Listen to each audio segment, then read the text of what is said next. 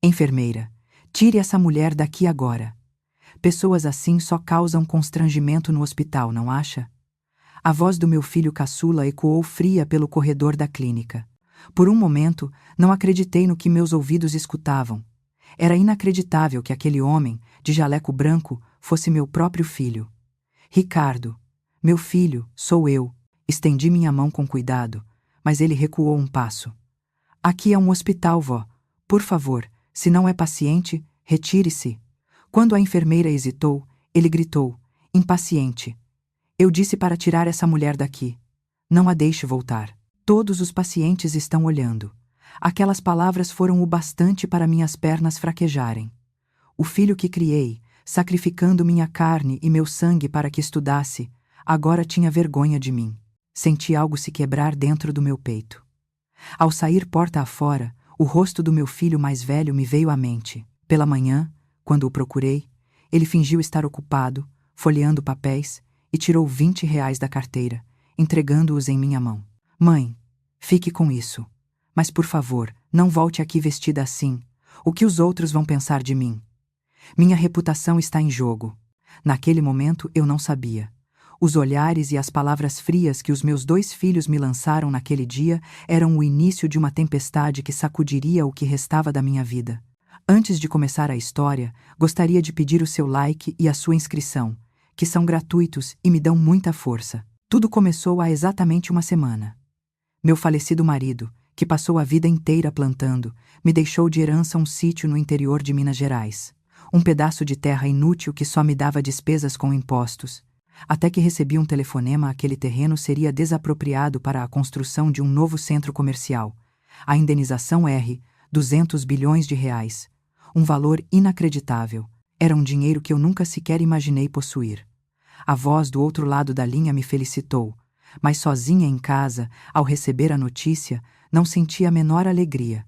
Apenas fiquei ali, encarando a velha foto de família pendurada na parede. Na foto, meu marido e eu sorríamos ao lado dos meus 3 filhos, mais preciosos que a minha própria vida. O primogênito, Marcelo, promotor de justiça, o caçula, Ricardo, médico cirurgião, e minha pobre caçula, Vanessa, que mal pôde florescer à sombra dos irmãos. Meu marido partiu cedo, e eu vivi apenas por eles. Vendi verduras na feira, fiz faxinas em casas de família, e só de ver a comida na boca dos meus filhos, eu me sentia saciada. Quando Marcelo passou no concurso, corri pela vizinhança para me gabar. No dia em que Ricardo me trouxe a carta de aprovação da faculdade de medicina, me escondi na cozinha para chorar lágrimas de emoção.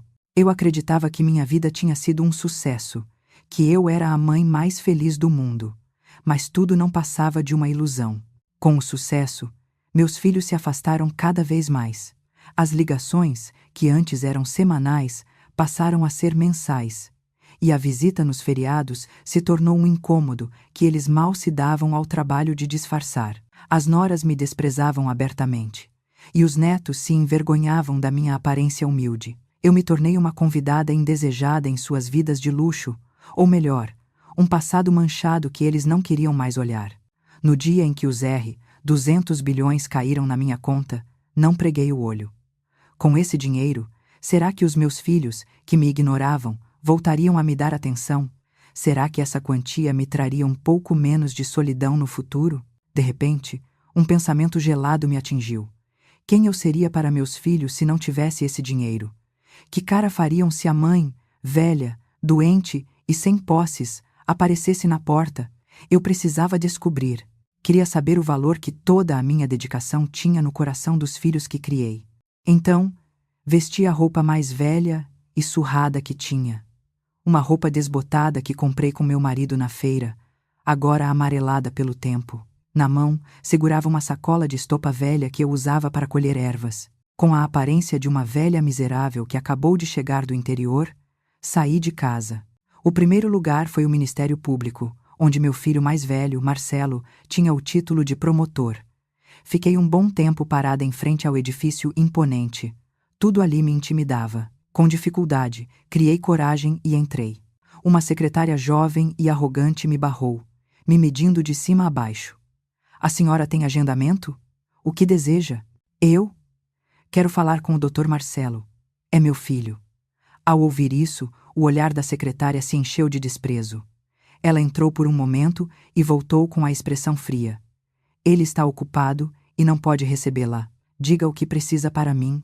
Foi nesse instante. Sandra, traga-me os registros do próximo julgamento. Ouvi uma voz familiar vindo de dentro. Era ele. Cheia de alegria, abri a porta apressadamente. Marcelo, sou sua mãe. O rosto dele gelou. Ele me olhou como se eu fosse um inseto e fez um gesto apressado para a secretária. O que está fazendo?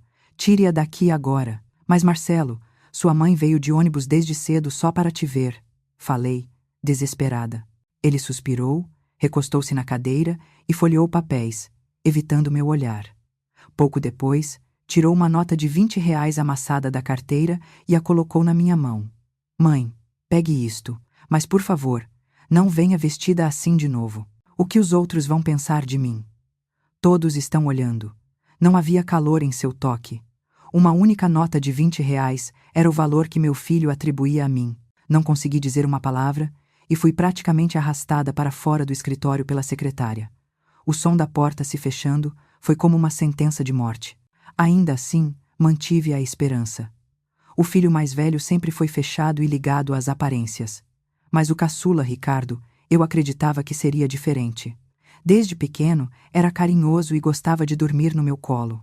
Com o coração apertado, segui para a clínica de luxo do meu caçula, no Itaim Bibi, em São Paulo. O hall estava cheio de gente rica, e minha aparência humilde logo chamou a atenção. E ali, recebi as palavras que jamais esquecerei. Enfermeira, tire essa mulher daqui agora. Não a deixe voltar. Todos os pacientes estão olhando. O grito agudo do meu filho fez meu mundo desabar. Arrastada para fora pela enfermeira, sentei na rua e olhei para o céu por um longo tempo. Nem lágrimas consegui derramar. O choque era tão grande que meu coração parecia vazio. Usei meu sangue e minha vida para transformá-lo em um médico, e ele me expulsou como se eu fosse uma mendiga. Enquanto estava sentada, senti algo amassado no bolso. Era a nota de R$ 20 do meu filho mais velho. Peguei-a e a encarei. Por um bom tempo, este pedaço de papel, toda a minha dedicação e amor de uma vida inteira, não valiam nem sequer isso.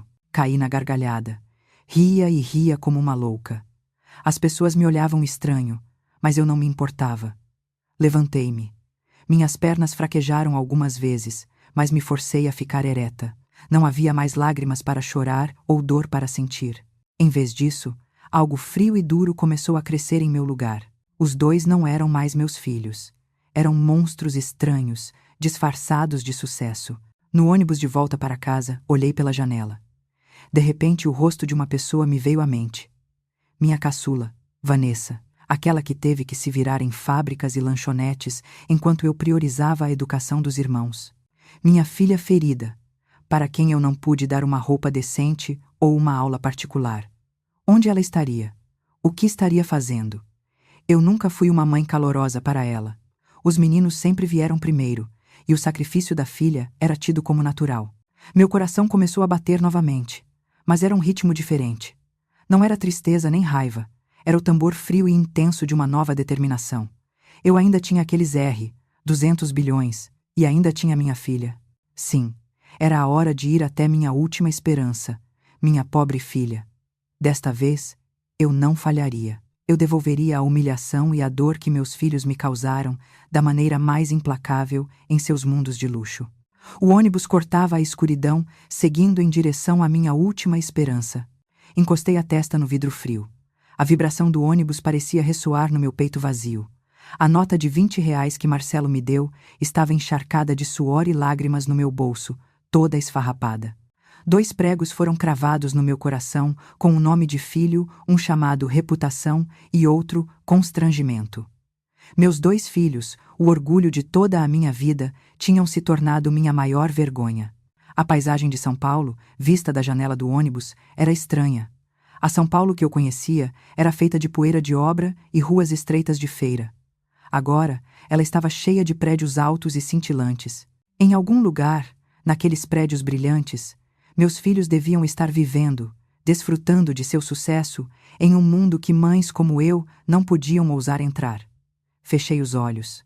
A voz do caçula, de jaleco branco, me chamando de pessoa assim, e o rosto do mais velho, por trás de códigos de lei, falando de reputação, se revezavam.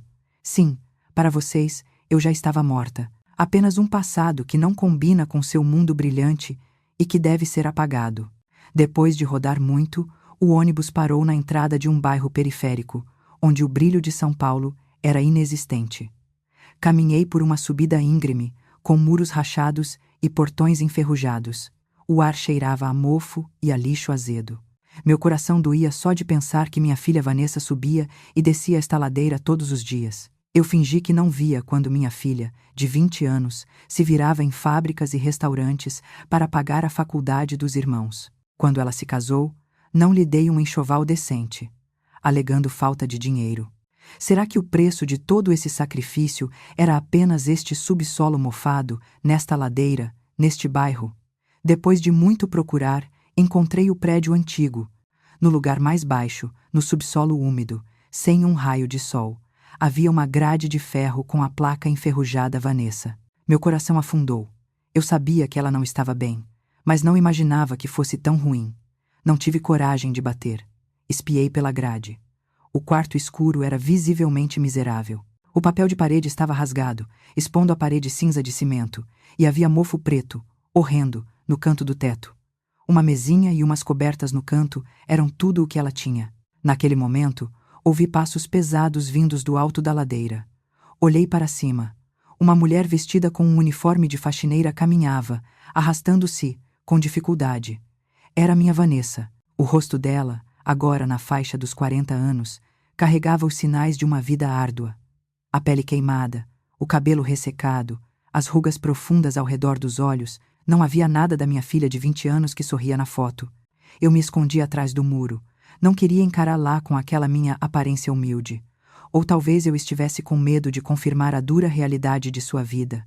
Ela abriu a porta do subsolo com uma chave familiar. O rangido da porta enferrujada parecia rasgar meu coração. Não aguentei mais. Saí de trás do muro e chamei o nome dela. Vanessa. Ela se virou, assustada, ao ouvir minha voz. Ao me ver, os olhos dela se arregalaram em descrença. Ficamos em silêncio por um tempo. Apenas observávamos a aparência humilde uma da outra. Vanessa foi a primeira a quebrar o silêncio. Mãe. A voz dela tremia. Logo, lágrimas grossas caíram de seus olhos. Ela jogou a bolsa no chão, correu e me abraçou. Mãe, é a senhora. O que faz aqui? Por que não avisou? O abraço dela era pequeno e frágil, mas era a fortaleza mais quente e segura do mundo. O frio e a humilhação que senti com os meus filhos derreteram com o calor dela. Foi a minha vez de desabar em lágrimas. Eu a abracei e chorei, sem conseguir dizer nada. Ela me levou para dentro. O lugar era muito mais deplorável do que parecia por fora.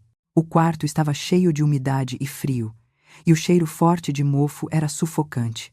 Ela arrumou apressadamente as cobertas encostadas na parede para eu me sentar. Mãe, que trabalho! Por que veio a um lugar tão pobre? Sente-se aqui, por favor. Eu não consegui dizer que estava bem. Apenas olhei em volta. Foi quando vi uma foto pendurada ao lado da geladeira pequena. A velha foto de família que eu encarava naquela manhã. Ao lado, havia uma foto de formatura, com os irmãos. Mesmo em meio a tamanha pobreza, minha filha não havia se esquecido da família. Ela foi para a cozinha e voltou com uma pequena mesa. Nela havia um prato de arroz branco fumegante, um potinho de shoyu e alguns pedaços de kimchi murcho. Mãe, está com fome? Não tenho nada para acompanhar, mas acabei de cozinhar o arroz. Coma. Olhei para a tigela de arroz e senti um nó na garganta. Sabendo da situação dela, de onde veio este arroz? Olhei para a caixa de arroz. Ela sorriu, sem graça. Por acaso, só tinha o suficiente para uma porção. Eu pressenti que a senhora viria. Com aquelas palavras, não consegui mais me conter. Segurando a colher, comecei a chorar convulsivamente. Minha filha, que me oferecia até o último grão de arroz. Enquanto os irmãos tinham vergonha da minha presença e me expulsavam com 20 reais, minha filha me oferecia a sua última refeição. O nó na garganta me impedia de comer. As lágrimas pingavam no arroz. Ela acariciou minhas costas em silêncio.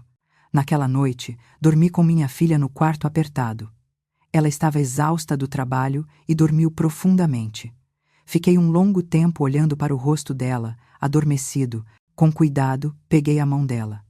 Pequena e calejada, áspera por causa da limpeza. Com esta mão, ela ajudou os irmãos a estudar, construiu o próprio lar e hoje me deu uma refeição quente. Levei a mão dela ao meu rosto e sussurrei baixinho: Vanessa, me perdoe. Me perdoe por eu ter demorado tanto. A partir de hoje, eu serei o seu escudo. Nunca mais a deixarei chorar neste lugar frio. Eu não estava mais triste. Todas as minhas lágrimas secaram, e em seu lugar restou apenas uma determinação mais dura que o aço. Eu colocaria minha filha no topo do mundo, que os irmãos tanto se orgulhavam. E eu faria com que meus filhos se ajoelhassem aos pés da minha filha, arrependidos de sua arrogância e hipocrisia. Isso não era apenas vingança. Era o meu último ato de penitência para cumprir meu dever de mãe, mesmo que tardiamente. No escuro, peguei meu celular e disquei o número de uma pessoa. Dr. Freitas, um advogado de confiança e amigo de longa data do meu falecido marido. Era a única pessoa que poderia me ajudar com meu plano, embora não nos falássemos há anos. O telefone tocou algumas vezes e ouvi uma voz grave do outro lado. Era o começo de tudo. Quando a luz azul da madrugada se infiltrou pelas grades de ferro do subsolo mofado, abri os olhos em silêncio. Ao meu lado, minha filha Vanessa dormia profundamente, soltando respirações pesadas de cansaço. Ao ver o rosto dela, meu coração se apertou novamente. Minha filha, que mal dormiu por causa dos irmãos. Senti que todas as marcas de cansaço naquele rosto eram culpa minha. Engoli as lágrimas sem fazer barulho, mas eu não podia mais chorar. Na noite anterior, eu havia tomado a decisão de recompensar o sacrifício doloroso dela com o sucesso mais brilhante do mundo. Levantei-me cuidadosamente para não acordá-la. Em uma folha de papel velha, escrevi algumas palavras com letra tosca. Tive um assunto urgente e precisei sair. Não fique sem comer. Logo voltarei. Deixei o bilhete sobre a mesa e saí do beco, onde a escuridão ainda não havia se dissipado. Meus passos não estavam mais cambaleantes como no dia anterior. Dentro de mim, a raiva fria e a determinação ardente estavam firmemente assentadas, como pilares. O local de encontro era um café tranquilo no centro de São Paulo. Cheguei primeiro e me sentei perto da janela. Pouco depois, entrou um homem de meia idade, elegantemente vestido. Era o doutor Freitas, amigo advogado do meu falecido marido. Era a primeira vez que o via em mais de 10 anos, mas ele me reconheceu imediatamente. No entanto, ao ver minha aparência humilde, seu rosto demonstrou perplexidade e tristeza. Dona Aparecida, o que aconteceu com a senhora? Ele perguntou com a voz embargada, sentando-se à minha frente. Apenas sorri amargamente e comecei a contar o que havia acontecido nos últimos dias. Sobre a indenização de R, 200 bilhões, sobre esconder o dinheiro e procurar os meus filhos, sobre a humilhação de R$ 20 com o promotor e a expulsão como se fosse um bicho com o doutor. Enquanto eu falava, o rosto do Dr. Freitas se endureceu. Seus punhos tremiam de raiva debaixo da mesa. Como pode haver filhos tão cruéis? Seu marido deve estar chorando no céu. Ele explodiu de raiva, em voz baixa. Balancei a cabeça. O que adianta ficar com raiva agora? Eles não são mais meus filhos. Dr. Freitas, é por isso que te chamei. Ao ir direto ao assunto, ele se recompôs e me encarou. Diga o que for, Dona Aparecida. Dê-me a chance de pagar a dívida que tenho com seu marido. A sinceridade dele me tocou por um instante, mas logo retomei a frieza. Tirei o extrato bancário da bolsa e o entreguei. Os R, 200 bilhões impressos no papel, fizeram os olhos do Dr. Freitas tremerem em descrença. Isto é mesmo o dinheiro da senhora? Sim. Este dinheiro não é só meu. É também as lágrimas da minha filha Vanessa. É com ele que vou enxugar as lágrimas dela, e farei com que meus 2 filhos chorem sangue. Minha voz gélida fez o Dr. Freitas respirar fundo. O que pretende fazer? Entrar com uma ação para revogar a doação e tirar a parte da herança deles? Balancei a cabeça. Não queria uma vingança tão sem graça. Não. Não vou me vingar diretamente na frente deles. Apenas colocarei minha filha em um lugar tão alto que eles não ousarão sequer olhar para cima. Esta será a vingança mais dolorosa para eles. O Dr. Freitas pensou por um momento, tentando entender o sentido das minhas palavras, e então abriu a boca, determinado. Entendi. Dona Aparecida, me diga o plano. Usarei todos os meios legais para realizar sua vontade. Expliquei a primeira fase do plano que havia traçado, sem dormir, na noite anterior. Primeiro, compre o prédio onde minha filha trabalha como faxineira. É um prédio comercial antigo no centro de São Paulo. O dono pode não querer vender, mas pague o dobro, o triplo, se for preciso. Compre-o imediatamente. E o mais importante, minha filha não pode jamais saber que eu estou por trás de tudo. O Dr. Freitas ficou surpreso por um momento, mas logo retomou sua postura profissional. Entendido. Criarei uma holding de investimento fantasma. Comprando o prédio em nome dessa holding, podemos esconder perfeitamente a origem do dinheiro. Deixe a negociação com o proprietário comigo. Assenti, confiante em suas palavras. Entreguei o talão de cheques e a procuração a ele. Faça o mais rápido possível. Quero que minha filha pare de limpar aquele chão frio de cimento, nem que seja um dia antes. Depois de me despedir do Dr. Freitas, fui direto para o prédio onde minha filha trabalhava. De longe, parecia um edifício grande e velho, com mais de 10 andares. Na entrada, havia uma placa com o nome brega: Edifício Sol Nascente.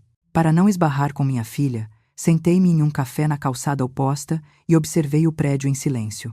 Na hora do almoço, vi minha filha saindo pela pequena porta dos fundos. Na mão, um pãozinho e uma caixa de leite. Ela se sentou em uma escada fria, no meio do tempo em que os outros funcionários saíam para comer, e engoliu apressadamente o lanche. Naquele instante, meu coração doeu, como se estivesse sendo cortado. Meus filhos devem estar almoçando em restaurantes caros, mas minha filha, a que se sacrificou por eles, estava ali, na escada fria, matando a fome com um pão. Pouco depois vi um homem sair do prédio e gritar com minha filha: "Ei, não está fazendo a limpeza direito, hein? O chão do banheiro está molhado." Quase escorreguei. Ela se levantou apressadamente, curvando-se e pedindo desculpas. "Mil desculpas, senhor. Vou limpar de novo agora. Desculpe." O homem resmungou por um bom tempo, cuspiu no chão e foi embora. Fechei os punhos. Não senti a dor das minhas unhas cravando na palma da mão. Aquele prédio, eu o colocaria aos pés da minha filha. Faria com que todos que gritaram com ela e a fizeram curvar-se se ajoelhassem. Alguns dias se passaram. Fiquei no subsolo da minha filha, fingindo ser uma mãe velha e comum, esperando que ela voltasse do trabalho. Ela voltava cansada todos os dias, mas o sorriso no rosto dela ao me ver era o suficiente para me alegrar. Jantamos juntas e conversamos, assistindo à televisão velha. Foram os momentos mais tranquilos e felizes da minha vida. Finalmente, recebi a ligação do Dr. Freitas. "Dona Aparecida, o contrato foi fechado. A partir de hoje, o edifício Sol Nascente pertence à nossa holding." Ouvindo a voz calma dele, soltei um suspiro trêmulo. "Ótimo trabalho. Agora, inicie a próxima fase." "Entendido. Amanhã de manhã, anunciaremos o rompimento do contrato com a empresa de administração do prédio e afixaremos um comunicado sobre a nomeação de um novo síndico." Desliguei o telefone e olhei pela janela. Na noite escura da cidade, as luzes da vizinhança onde meus filhos moravam mal eram visíveis. Eles não imaginavam, não sabiam o que a mãe velha que desprezaram estava tramando, que a irmã, que tanto ignoraram, estava prestes a subir a um lugar que eles não ousariam olhar. Sorri em silêncio. A cortina da vingança cruel e elegante acabara de se abrir. Imaginei o rosto da minha filha, que sairia para o trabalho na manhã seguinte, sem saber de nada. Como ela receberia essa reviravolta inacreditável no seu local de trabalho? Naquela manhã, observei o sol nascente sobre o rosto adormecido da minha filha. Um único raio de luz que se espremia pela grade de ferro da única janela do subsolo úmido caía quente sobre a bochecha dela. Parecia um presságio da nova vida que estava prestes a começar. Mas eu sabia que, para encontrar essa luz ofuscante, a escuridão que a precederia seria profunda. Hoje, minha filha cairia no abismo do desespero que nunca sentiu e, em seguida, subiria ao topo da esperança que nunca imaginou. Eu, que armei tudo isso, teria que ser a diretora cruel, fingindo não saber de nada e ficando ao lado da minha filha. Como esperado, ela acordou de madrugada, como de costume, e se apressou. Vestindo o uniforme velho, ela disse: "Mãe, preciso ir para o trabalho. A senhora vai ficar bem sozinha? Por favor, Coma bem e me ligue se sentir alguma dor. Tentei parecer calma e segurei a mão dela. Não se preocupe, minha filha. Sua mãe não é criança. Você, sim. Descanse se estiver cansada. Ela sorriu inocentemente e saiu de casa. O rangido da porta, ao se fechar, fez meu coração gelar. Será que era o sentimento de um general observando um soldado que desconhece o próprio destino, caminhar para o campo de batalha onde a tempestade estava prestes a se abater? O tempo passava lentamente no quarto onde eu estava sozinha. 1 hora, 2 horas. Eu estava inquieta. Pelo plano do doutor Freitas, a esta hora, deveria haver um aviso de demissão afixado no hall do prédio, e todas as funcionárias da limpeza, incluindo minha filha, deveriam estar em polvorosa. A cena se formou na minha cabeça, e meu coração apertou de dor. Mas eu tinha que ser forte. Para conseguir algo maior, eu tinha que suportar a dor menor. Isso era apenas parte da grande peça de teatro para minha filha. Foi nesse momento. O celular tocou alto, e o nome da minha filha, Vanessa, apareceu na tela. Meu coração deu um pulo. Chegou a hora. Atendi o telefone com as mãos trêmulas. Alô, Vanessa? O que ouvi do outro lado era a voz embargada da minha filha. Mãe. Sniff, sniff. E agora? O que eu faço? Mãe. Fui demitida. Fiquei sem palavras por um momento. Mesmo sendo planejado, a voz de desespero da minha filha me atingiu como uma faca. O quê? Como assim? Por quê? Fingi surpresa, elevando a voz. Ela explicou, chorando. O dono do prédio havia mudado, e o novo proprietário havia rescindido o contrato com a empresa de administração. Todos os funcionários, incluindo a limpeza, foram demitidos hoje. Todos foram mandados embora para arrumar as malas. Vamos ficar na rua, mãe. O que vamos fazer com o aluguel do mês que vem? Como vamos viver agora? O choro da minha filha parecia rasgar meu coração. Será que por causa da minha ambição, da minha vingança, eu estava causando uma ferida irreparável na minha filha inocente? Por um instante, tive o impulso de parar tudo, correr até ela e contar a verdade. Mas cerrei os dentes e resisti. Vanessa, não chore. Primeiro se acalme. Deve haver uma solução. Arrume suas coisas e venha para casa. Vamos conversar juntas. Acalmei minha filha com a voz o mais calma possível. Só depois de desligar, soltei a respiração que estava prendendo. Minhas mãos estavam suadas sem que eu percebesse. A longa espera começou novamente. 1 hora se passou. O celular tocou de novo. Era minha filha. Mas desta vez, a voz dela estava trêmula e animada, bem diferente de antes. Mãe! Mãe! Aconteceu algo sério. O quê? O que foi agora? Não, não é isso. Aconteceu algo estranho. Um advogado me ligou agora. Advogado? Sim. Ele disse que é o representante do novo dono do prédio e me pediu para ser a síndica de lá. Não consegui esconder o sorriso que se formou nos meus lábios. O Dr. Freitas finalmente agiu. O quê? Síndica? Você? Não terá havido um engano? Eu também pensei nisso. Eu perguntei que qualificação eu tinha para isso. Eu disse que era só uma faxineira, e ele disse que era porque eu era a pessoa que administrou o prédio com mais dedicação por mais de 10 anos, que eu era quem mais conhecia o prédio. Por isso, eles confiavam em mim, e o salário é 10 vezes maior que o meu atual. Mãe, isso é real? Não estou sonhando? A voz dela estava misturada com excitação e confusão. Tentei manter a calma, apesar da alegria que quase explodia no meu peito. Vanessa, preste atenção. Será que não é um golpe? Onde já se viu uma coisa dessas? Eu também pensei. Mas o advogado me pediu para nos encontrarmos amanhã de manhã para assinar o contrato. Ele até me mandou o cartão de visitas e o endereço do escritório de advocacia por mensagem. Pesquisei na internet. E é um escritório de verdade. Mãe, estou com medo. Como vou fazer uma coisa dessas? O medo na voz dela era maior que a alegria. Para uma filha que passou a vida inteira apenas obedecendo ordens, o cargo de síndica era um fardo inimaginável. Era a hora de eu intervir. Vanessa, essa é a chance que o céu te deu. Sua mãe está falando sério. Você limpou e cuidou daquele prédio com mais carinho por mais de 10 anos. Você sabe mais do que o dono onde há rachaduras ou onde vaza água. Eles sabem reconhecer uma pessoa de valor.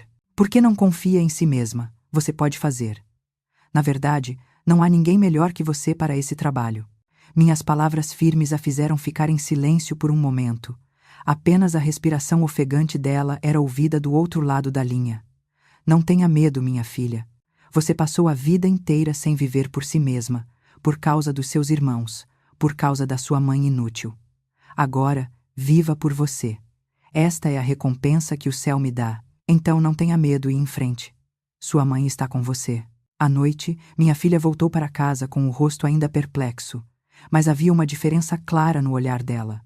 Além do medo, havia uma pequena esperança e uma determinação de tentar. Na manhã seguinte, pela primeira vez, escolhi a roupa da minha filha. Tirei o único vestido decente do fundo do armário e o passei. Ela vestiu a roupa, um pouco desconfortável, e saiu com passos trêmulos. Olhei pela janela até que ela desaparecesse. Quanto tempo se passou? Recebi uma curta mensagem de texto da minha filha. Havia uma foto anexada.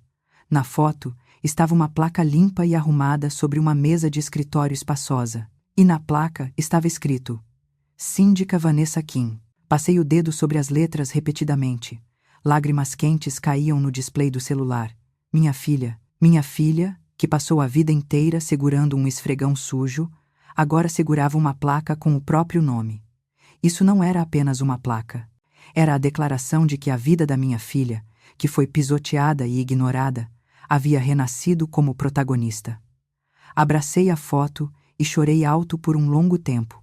Lágrimas quentes de alegria, orgulho e raiva fria contra os meus filhos se misturavam. A verdadeira vingança estava apenas começando. A placa com o nome da minha filha não era o fim, mas o começo. Não bastava que ela saísse do subsolo humilde e se tornasse dona de um escritório decente. Eu não a tornaria apenas uma síndica qualquer. Eu a tornaria uma pessoa que os filhos não ousariam levantar a cabeça para olhar. Uma pessoa admirada por todos. Só assim, o sofrimento da minha vida e as lágrimas da minha filha seriam minimamente recompensados. É claro que o começo não foi fácil. Acostumada a apenas segurar o esfregão e seguir ordens a vida inteira, o cargo de síndica era estranho, como uma roupa que não lhe cabia. No primeiro dia, ela não conseguia nem ficar sentada em seu escritório. Perambulava pelos corredores como antes e se assustava, sem saber o que fazer, toda vez que os ex-colegas a chamavam de Dona Síndica. Alguns inquilinos mesquinhos, de propósito, a chamavam de faxineira e a importunavam. Ei, faxineira! Ou melhor, Dona Síndica! A lâmpada do corredor está piscando. Quando vai trocar? O jeito sarcástico me encheu de raiva, mas respirei fundo e naquela noite acariciei o ombro da minha filha, que voltava para casa. Vanessa, não se acanhe. Você é a dona daquele prédio, praticamente. Não se curve.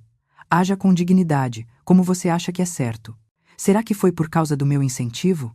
No dia seguinte, ela estava diferente. Quando o mesmo inquilino tentou importuná-la de novo, em vez de curvar a cabeça, ela endireitou a postura e o encarou. Senhor, entrei em contato com o técnico ontem sobre esse problema. Logo será resolvido. E, por favor, me chame de Dona Vanessa ou Síndica Vanessa de agora em diante. Com a atitude firme dela, o homem fez uma cara de tonto, recuou e foi embora. Observando isso em segredo, senti uma emoção avassaladora. Sim, minha filha não era fraca, apenas não tinha tido oportunidade. Agora, as asas tinham sido dadas, só lhe restava voar. Ela se adaptou ao cargo com uma velocidade incrível. Sua experiência de mais de 10 anos, conhecendo cada canto do prédio como a palma da mão, limpando-o, era uma arma poderosa. Em vez de relatórios superficiais, ela inspecionava pessoalmente o encanamento do subsolo e verificava a impermeabilização do telhado. Por conhecer a dor dos funcionários, ela melhorou a área de descanso e trocou todo o equipamento de limpeza velho por novos. Os colegas, que a estranhavam no início, passaram a confiar e a seguir, ao verem a dedicação sincera dela.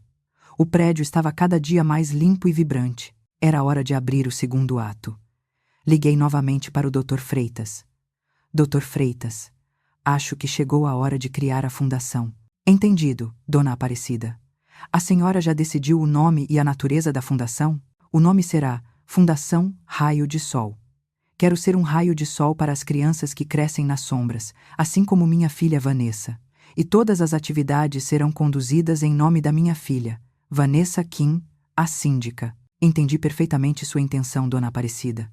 O mundo saberá que o novo proprietário do edifício Sol Nascente é um benfeitor anônimo e que a síndica Vanessa Kim está realizando boas ações em nome dele. Não há história mais comovente do que essa.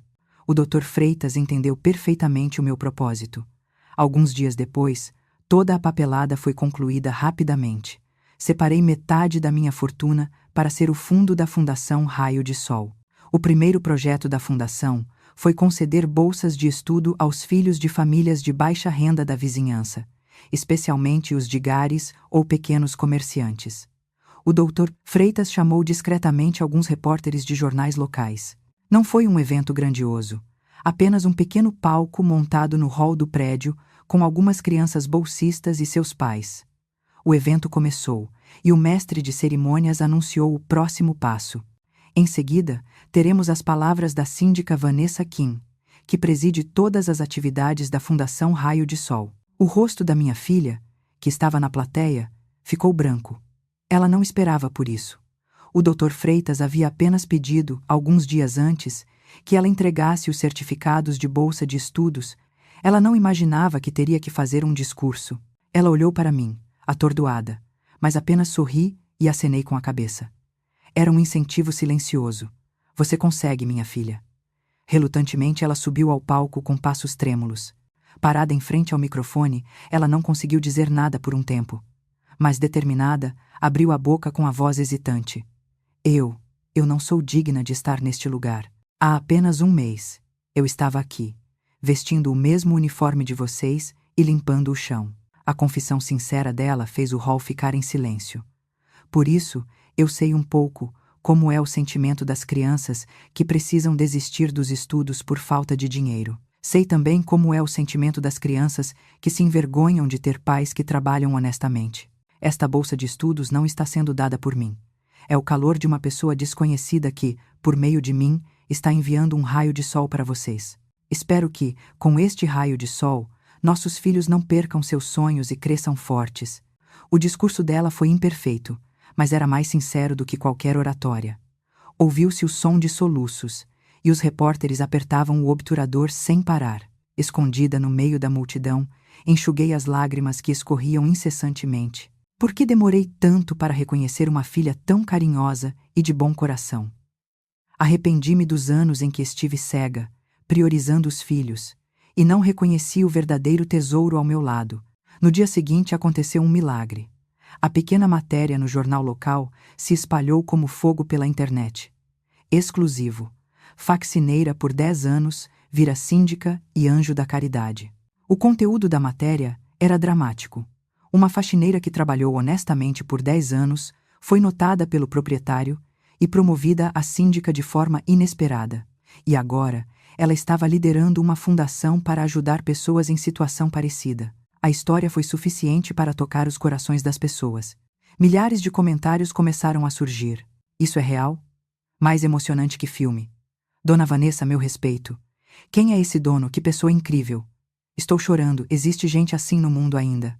Meu apoio, minha filha, Vanessa, se tornou, da noite para o dia, uma pessoa de destaque.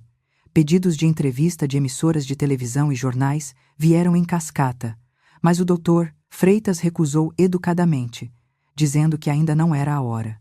Naquela noite, no quarto da minha filha, li e reli as matérias com o nome dela no meu laptop.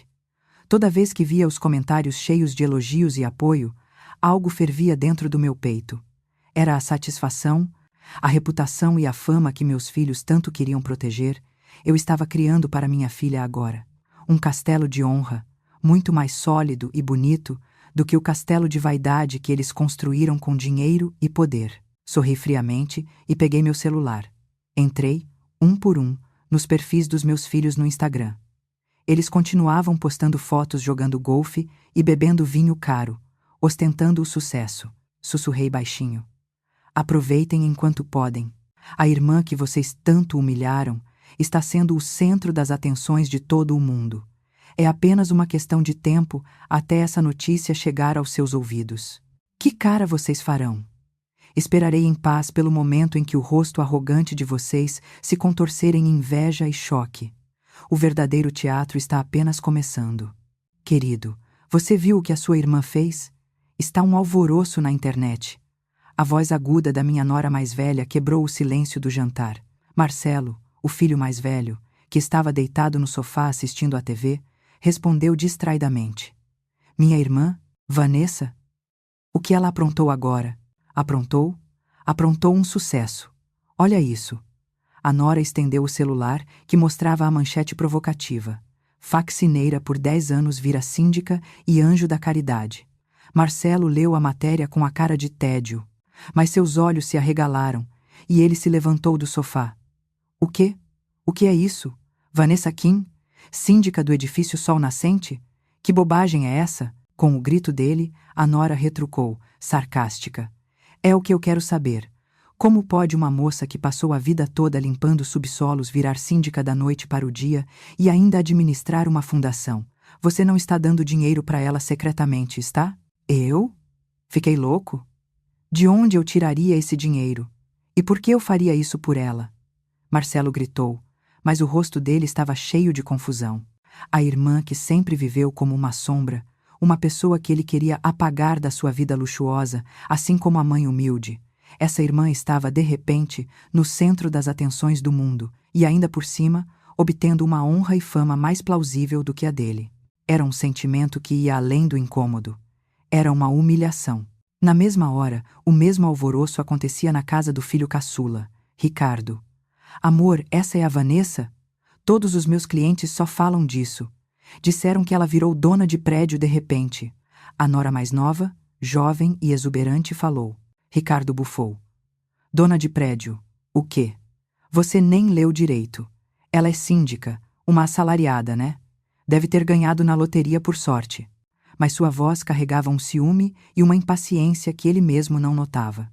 Escondido da esposa, ele começou a buscar todas as notícias com o nome de Vanessa, anjo da caridade, Cinderela moderna, verdadeiro noblesse oblige. Os elogios que enchiam a tela deveriam ser dele. Um médico famoso em São Paulo, um jovem empresário de sucesso. Todos aqueles títulos eram para ele, mas a irmã, que era faxineira, estava roubando toda essa glória. O que ele não conseguia suportar eram os comentários nas matérias. Essa é a verdadeira pessoa de sucesso, um nível diferente de gente rica. Os irmãos são promotor e doutor, mas o que fizeram enquanto a irmã vivia nessa dificuldade? Os comentários voavam como facas, atingindo seu coração. Ele ficou tão furioso que quase jogou o celular na parede. Eu estava assistindo a tudo, como se tivesse visão de águia.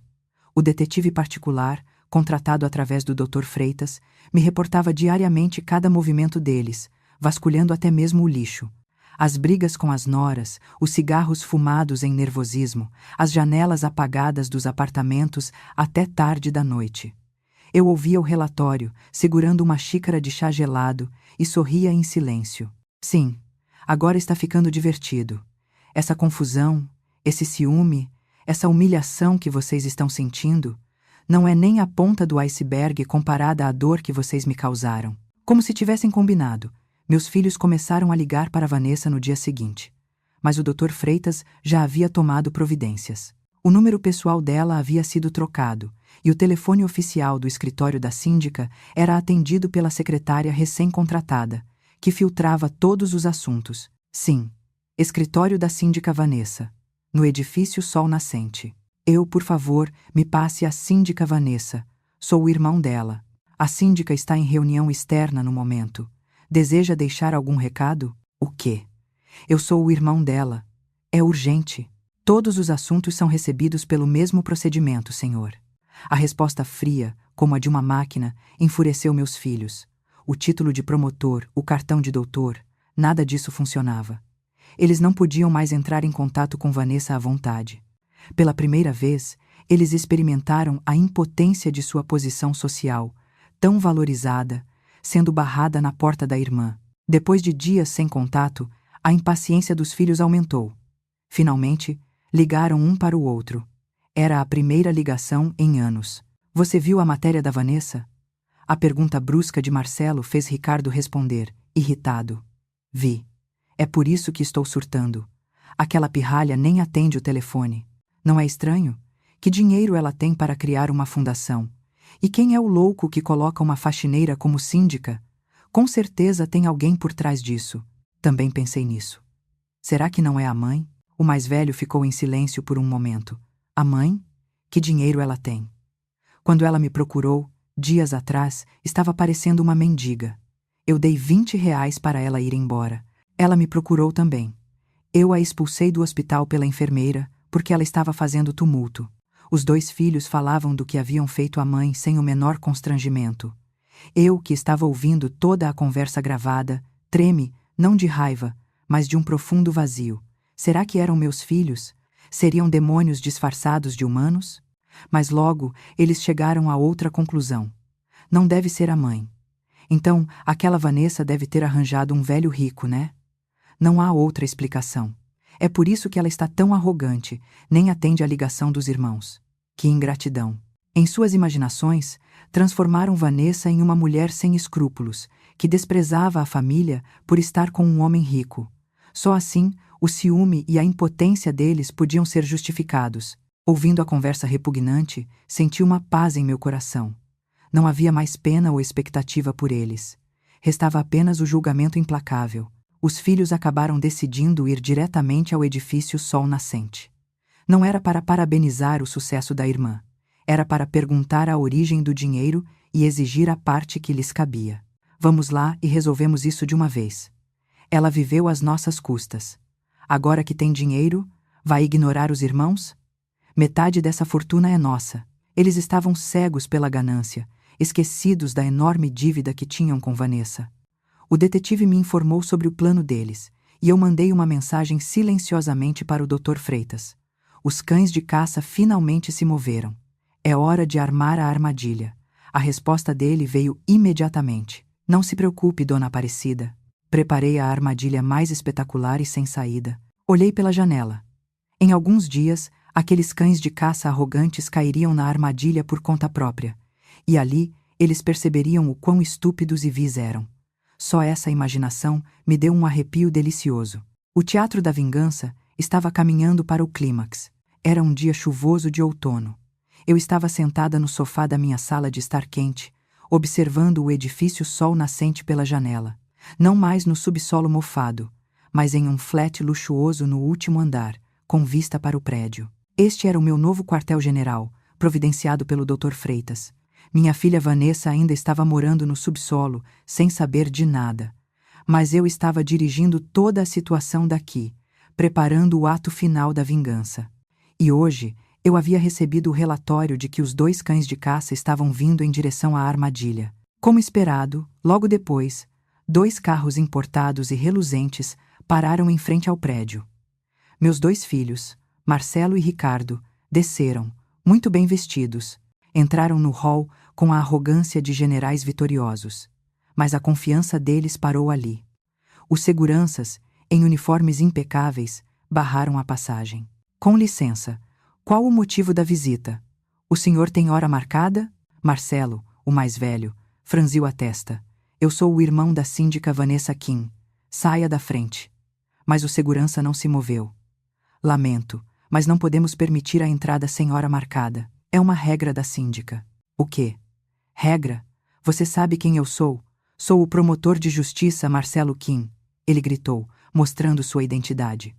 O segurança repetiu a mesma frase, como uma máquina. É um princípio que se aplica a todos os visitantes, independentemente da identidade. Ricardo, o caçula, que observava com os braços cruzados, interveio. Escute, não viemos à toa.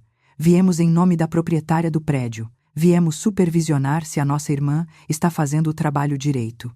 Então, saia da frente. Com aquela mentira deslavada, ri sarcasticamente com a xícara na mão. Eles seriam assim até o fim. Mas a mentira não funcionou contra a armadilha que estava montada. O Dr. Freitas, avisado do tumulto no hall, apareceu na hora certa. Ele se dirigiu aos filhos com uma voz respeitosa, mas firme. Senhores, não podem causar tumulto aqui. A síndica Vanessa Kim está em uma reunião importante. Marcelo olhou o Dr. Freitas de cima a baixo e bufou. Quem é você? O advogado que está ajudando a Vanessa? Sou o Dr. Freitas, advogado e representante legal do verdadeiro proprietário do prédio, que é a cliente da síndica Vanessa Kim. A palavra proprietário fez os olhos dos filhos brilharem. Ricardo perguntou, cortante: quem é esse proprietário? Temos que resolver isso diretamente com ele. Não sei qual o jogo que está armando, usando nossa irmã, mas parte do lucro deste prédio é nosso por direito. Somos a única família da Vanessa.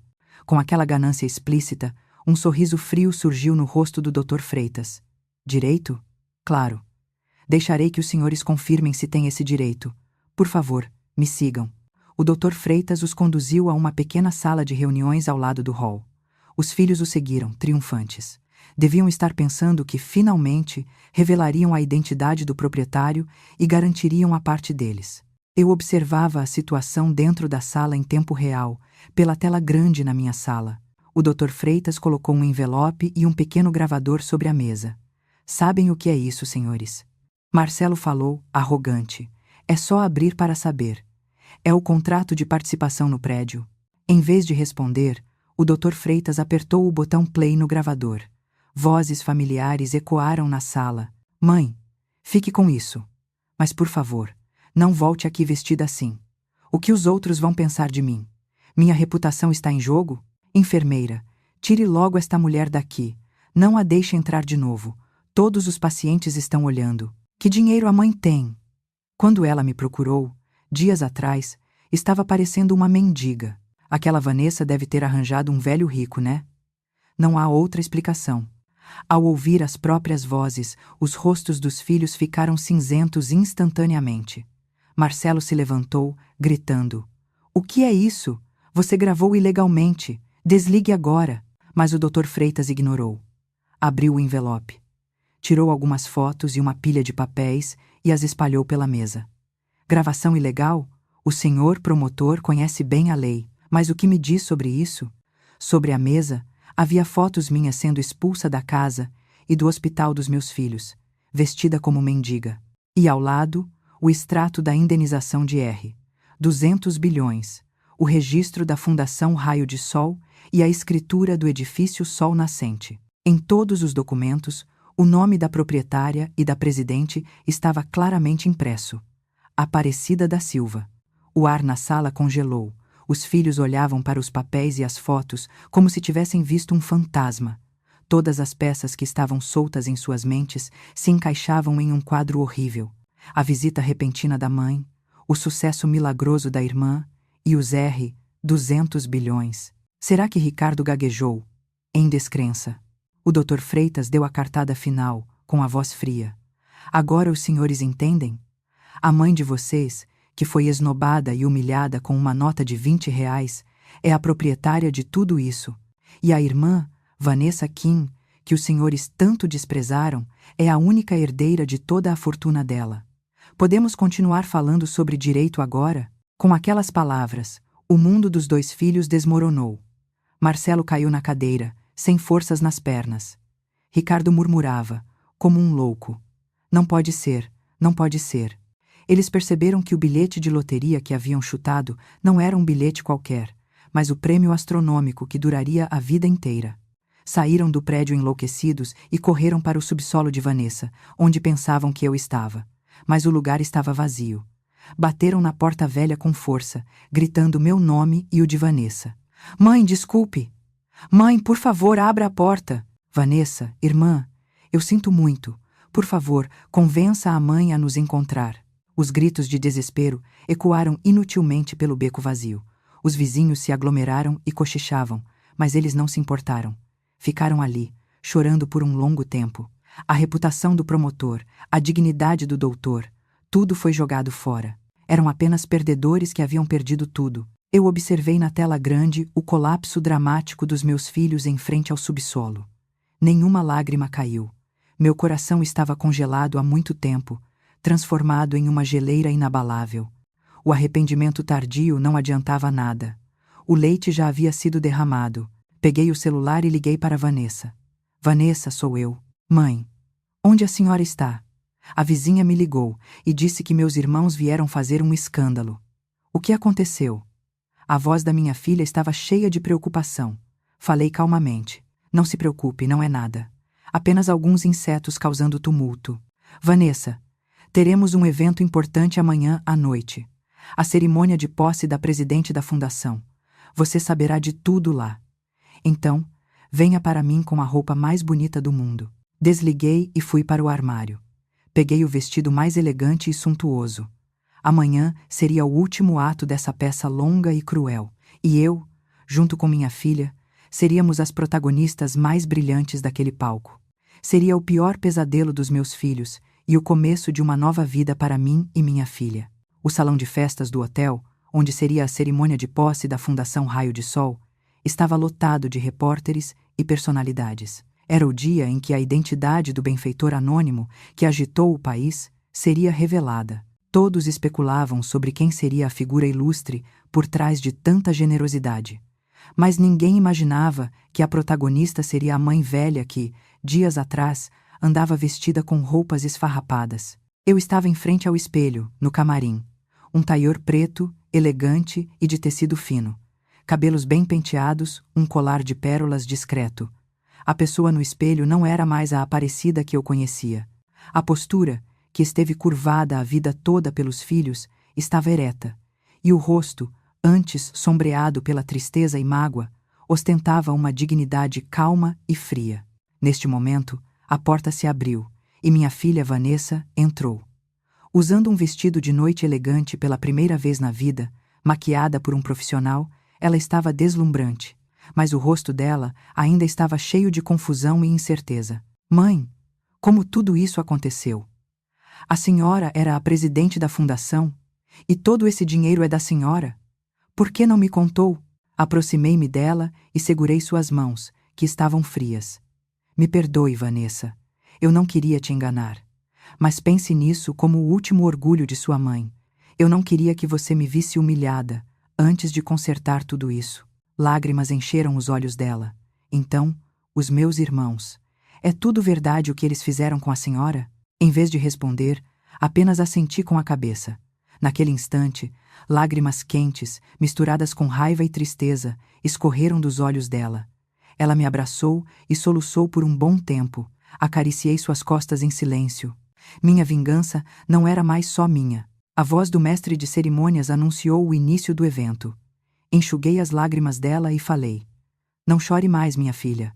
Hoje é o dia em que devemos brilhar mais. O mundo lá fora está esperando pelos aplausos e louvores que eu deveria ter recebido a vida toda. Então, endireite os ombros e vá em frente. Você merece. Segurei a mão dela e abri a porta do camarim. No momento em que entramos no salão, centenas de flashes dispararam ao mesmo tempo, e todos os sons no local cessaram, como se por mágica. As pessoas prenderam a respiração, olhando para nós, mãe e filha, que surgimos de repente. Foi nesse momento. Alguém começou a gritar e correr do canto do salão. Olhos desfocados, cabelos desgrenhados, ternos amarrotados, meus 2 filhos, Marcelo e Ricardo, que em poucos dias se tornaram derrotados. Os seguranças tentaram detê-los, mas eles se debatiam como animais, gritando e chorando. Mãe, mãe, sentimos muito. Fizemos tudo errado. Por favor, nos perdoe. Vanessa, irmã, por favor, nos ajude. Fale bem de nós para a mãe, por favor. O desespero deles transformou o salão em um caos instantâneo. Os repórteres disparavam o obturador freneticamente, tentando não perder o momento dramático. As pessoas assistiam a tudo com olhares de choque e curiosidade. Eu os encarei com olhos frios, sem nenhuma expressão. Minha filha, ao meu lado, tremia de choque, mas apertava minha mão com mais força. Os filhos foram contidos pelos seguranças e se ajoelharam no chão, implorando: Mãe, realmente pecamos mortalmente.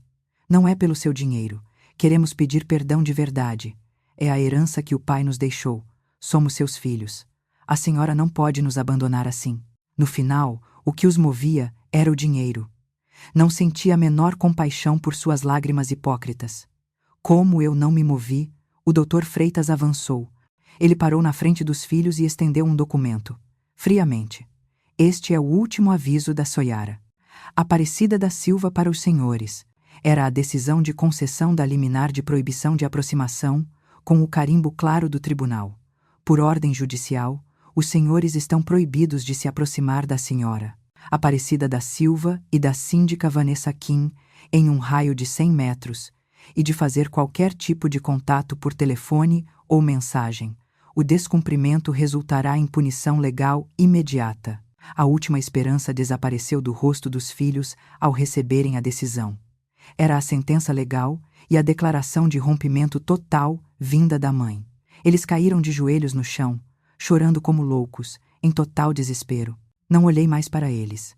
Caminhei lentamente até o púlpito com o microfone. Em vez do discurso preparado, comecei a falar a história do meu coração para as centenas de câmeras e pessoas que me observavam. Vim hoje aqui para falar sobre como o dinheiro pode ser aterrorizante. O dinheiro transforma filhos saudáveis em monstros e crava pregos indeléveis no coração de uma mãe. Mas também quero falar sobre como o dinheiro pode ser magnífico. O dinheiro pode enxugar as lágrimas da minha filha bondosa, que passou a vida inteira se sacrificando, e fazer o milagre de devolver as asas que lhe foram tiradas. Fiz uma pausa e segurei a mão da minha filha, ao meu lado. A partir de hoje, desejo transferir toda a minha fortuna e todos os poderes da Fundação Raio de Sol para minha filha, Vanessa Kim. Eu voltarei a ser apenas uma velha comum, que aplaude silenciosamente o sucesso da sua filha orgulhosa. Ao terminar, uma ovação estrondosa ecoou pelo salão. Enquanto ouvia os aplausos, olhei de relance para os filhos, que estavam sendo arrastados pelos seguranças. Sussurrei, em voz baixa, inaudível para eles. O preço de todo o meu amor e dedicação para vocês foi R$ 20. O resto da vida de vocês não terá mais valor do que isso. Vocês não valem nem a poeira que fica no calcanhar da minha filha. Tudo havia acabado. O longo teatro da vingança chegava ao fim. Alguns dias depois, eu e minha filha fomos para o aeroporto. Decidimos começar uma nova vida em uma pequena vila de pescadores, no Nordeste. Olhei pela janela do avião a paisagem de São Paulo, que ficava cada vez menor. Foi uma vida turbulenta, misturada com arrependimento, tristeza, raiva e satisfação. Agora, eu enterraria tudo isso no passado e viveria apenas para minha filha. A foto de família rasgada não podia ser colada novamente. O coração de um filho que se desviou talvez fosse a área de domínio de Deus. Mas eu estava bem. Ao meu lado estava meu verdadeiro tesouro, minha filha, que não troco por nada neste mundo. O céu azul lá fora parecia abençoar o nosso novo começo. E você? O que teria feito? Guardo essa pergunta no meu coração e fecho os olhos em silêncio. Por vezes, cometemos erros que nos custam uma vida de arrependimento, e por vezes, como Aparecida, aliviamos a dor do coração de forma espetacular. O importante, talvez, seja a atitude de assumir total responsabilidade pelo resultado de nossas escolhas. O passado não pode ser desfeito, mas construir o futuro a partir das lições do passado é responsabilidade de cada um de nós. Talvez haja uma Vanessa em sua vida, que está em silêncio, se sacrificando e mantendo o seu lugar. Ou talvez você esteja cometendo o erro de valorizar o que é mais precioso como se valesse R$ 20. Sem saber, espero que esta história sirva como um momento de reflexão, que o dia de vocês seja repleto de calor humano. Não se esqueçam de se inscrever e deixar o seu like.